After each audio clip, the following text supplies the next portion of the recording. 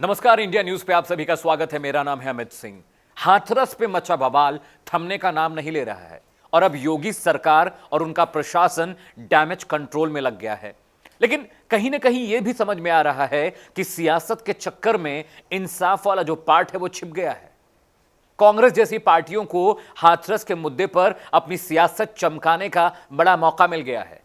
इसलिए क्योंकि पहले राहुल गांधी और प्रियंका गांधी ने कोशिश की हाथरस जाने की, उनको नोएडा बॉर्डर पर रोक दिया गया, हाथापाई हुई, राहुल गांधी गिर पड़े, कई मौकों पर पुलिस ने लाठीचार्ज भी किया। आज एक बार फिर से राहुल गांधी प्रियंका गांधी के साथ हाथरस जाने के लिए रवाना हुए। नोएडा पे जब उनका काफिला नोएडा पहुंचा तो नोएडा पे एक भारी भरकम पुलिस लगी हुई थी, हाथापाई हुई, आज भी लाठीचार्ज हुआ, कार्यकर्ता पिटे। और आज जब राहुल गांधी गए तो पूरे लाव लश्कर के साथ गए, यानी 35 सांसद उनके साथ थे। इसके अलावा बहुत बड़ी संख्या में कांग्रेस कार्यकर्ता भी उनके साथ गए थे। हालांकि प्रशासन ने आज राहुल गांधी और प्रियंका को हाथरस जाने की एंट्री दे दी है, मंजूरी दे दी है, परमिशन दे दी है। लेकिन बड़ा सवाल यही है, क्या सियासत के चक्कर में हाथरस की बेटी को इंसाफ मिल पाएगा? आनन फानन में बनाई गई एसआईटी की रिपोर्ट पर कल योगी सरकार ने एसपी, डीएसपी, एसएचओ, कांस्टेबल को सस्पेंड कर दिया। लेकिन डीएम का नंबर कब आएगा? क्योंकि जो तस्वीर कुछ दिन पहले वायरल हुई थी उसमें आपने देखा होगा कि हाथरस के डीएम परिवार को समझा रहे थे कि आज मीडिया है, कल नहीं रहेगा तो क्या करोगे? अगर बेटी कोरोना से मर गई होती तो तुम्हें 1 रुपया नहीं मिलता। अब चूंकि इस मामले की वजह से तुम्हें सरकार मुआवजा दे रही है। मुझे यह समझ में नहीं आता कि प्रशासनिक जो अधिकारी हैं, जो प्रशासनिक लेवल पे काम करने वाले सरकारी महकमा है, वो इस तरह की बातें कैसे कर सकता है। ये विडंबना है देश की कि प्रशासन की हनक और सत्ता की ताकत की वजह से हाथरस में सब कूड़ा किया गया। पुलिस ने पहले परिवार की रजामंदी के बिना उस बच्ची की लाश जला दी। 19 साल की जो दलित महिला थी उसको जला दिया गया और कहा यह गया, ढिंढोरा यह पीटा गया कि परिवार की रजामंदी से किया गया। उसके बाद डीएम ये कहते सुने कि तुम किसी से कुछ कहना मत और मान जाओ और मुआवजा लेके बात को रफा दफा करो।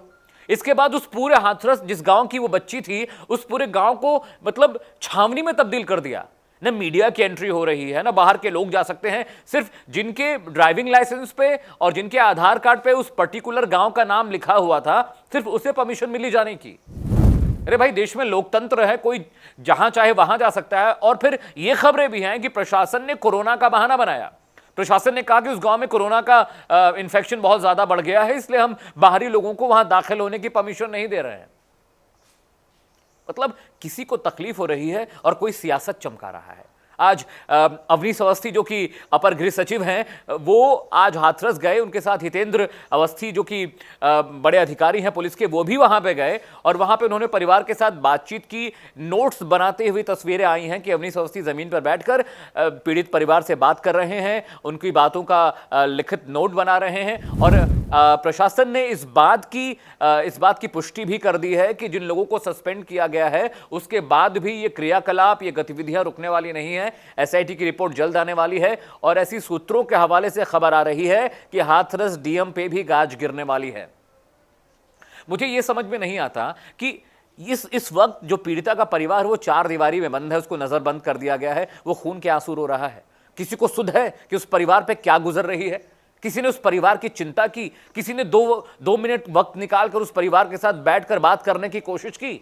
यहां तो सिर्फ सियासत चमक रही है, लाठी डंडे चल रहे हैं, पथराव हो रहा है, गांव छावनी में तब्दील कर दिया गया है। लेकिन किसी ने पीड़ित परिवार के बारे में बात करने की जहमत नहीं उठाई। कोई यह पूछने नहीं गया कि पीड़ित परिवार किस तकलीफ में है। पीड़िता का जो भाई है वो ये कहता है कि हमारे ऊपर दबाव बनाया जा रहा है, हमसे अलग अलग बयानों पे दस्तखत करवाए जा रहे हैं, हमसे कहा जा रहा है कि ये कह दीजिए, हमसे कहा जा रहा है कि उनसे वो मत कहिएगा, घर से मत निकलिए, कहीं मत जाइए। एक तो परिवार पहले से पीड़ित है, उसके बाद उसके साथ इस तरह का व्यवहार। मेरे प्राइम टाइम बुलेटिन चले वहां खबर जहां में आज इसी सवाल पर बहस होने वाली है कि क्या सियासत के चक्कर में हाथरस की बेटी का इंसाफ कहीं खो गया है? और अगर नहीं खोया है तो नेतागिरी और सियासत के चक्कर में लोग उस बारे में बात ही नहीं कर रहे हैं। मतलब यही बात हुई कि इन्वेस्टिगेशन शुरू हुई थी सुशांत की मौत को लेके और उसके बाद एनसीबी, ड्रग्स कार्टेल और बॉलीवुड छा गए इस मामले पे। सुशांत का मामला कहीं खो गया।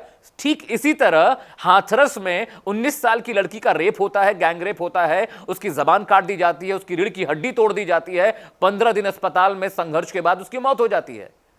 और बदकिस्मती देखिए कि उस लड़की को कर्मकांड के हिसाब से आखिरी वक्त में उसका अंतिम संस्कार भी नहीं किया जाता।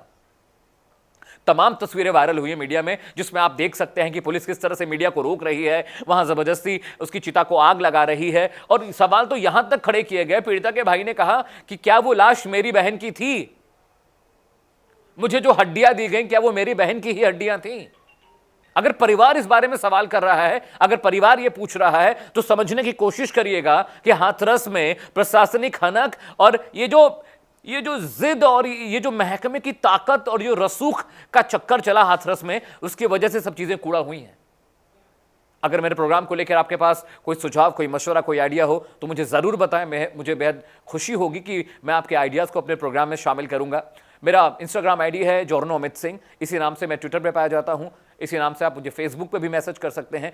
इसके अलावा मेरा एक यूट्यूब हैंडल है जिसका नाम है न्यूज़ व्यूज एंड एनालिसिस, उसको सब्सक्राइब करिए, बेल आइकन दबाना मत भूलिएगा, क्योंकि अगली बार जब मैं कोई वीडियो अपलोड करूंगा तो उसकी नोटिफिकेशन आपको मिलेगी।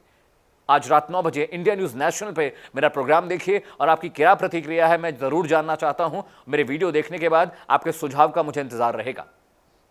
मेरे साथ आज फिलहाल इतना ही, लेकिन कल फिर से मुलाकात होगी एक नई बहस, एक नए मुद्दे, एक नई पड़ताल के साथ। तब तक आप देखते रहिए इंडिया न्यूज़। नमस्कार।